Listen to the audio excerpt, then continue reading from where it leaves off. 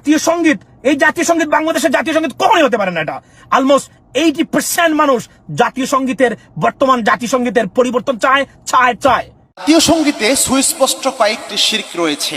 খুব গুরুত্বপূর্ণ একটি বিষয় এবং সেন্সিটিভ বিষয়, একটু মনোযোগ সহকারে। আসসালামু আলাইকুম।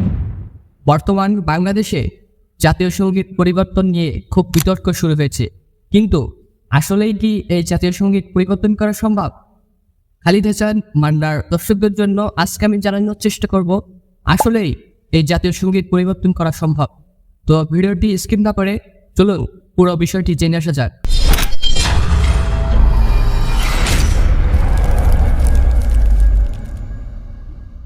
প্রত্যেক দেশের জাতীয় সঙ্গীত তার পরিচয়, ইতিহাস এবং জাতির গভীর আবেগের প্রতীক।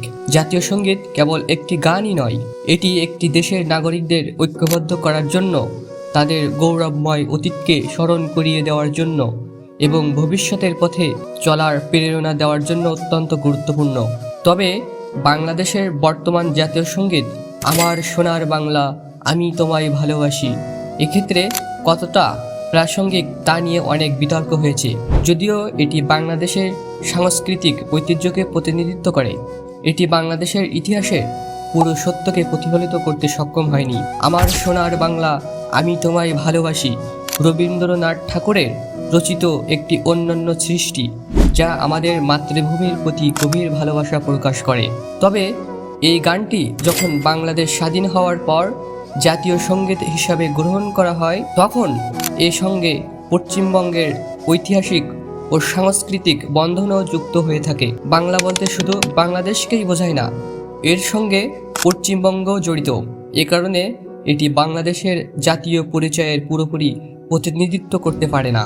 সমকাল পত্রিকার নিউজে বলা হয়েছে, জামায়াতে ইসলামের সাবেক আমির এবং ৭১-এ মানবতাবিরোধী অপরাধের অভিযোগে ৯০ বছর দণ্ডপ্রাপ্ত প্রয়াত গোলাম আজমের পুত্র অবসরপ্রাপ্ত ব্রিগেডিয়ার জেনারেল আবদুল্লাহিল আজন সম্প্রতি বাংলাদেশের জাতীয় সঙ্গীত পরিবর্তনের পক্ষে মতামত ব্যক্ত করেছেন।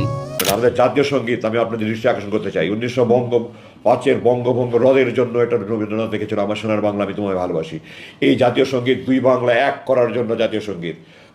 আমরা কি দুই বাংলা এক হতে চাচ্ছি? আমরা কি স্বাধীন বাংলাদেশ থাকতে চাই, না ভারতের পশ্চিমবঙ্গের অঙ্গীভূত রাজ্য হতে চাই ভারতে? এখন সময় এসেছে বাংলাদেশের জাতীয় সঙ্গীত পরিবর্তনের বিষয়ে নতুন করে ভাবনার এবং জাতীয় সঙ্গীত আলোচনার শুরু কামনার, যেন আমরা আমাদের জাতীয় ইতিহাসের প্রকৃত মূল্যায়ন করতে পারি এবং একটি ঐক্যবদ্ধ জাতি হিসাবে বিশ্ব দরবারের কাছে নিজেদের উপস্থাপন করতে পারি।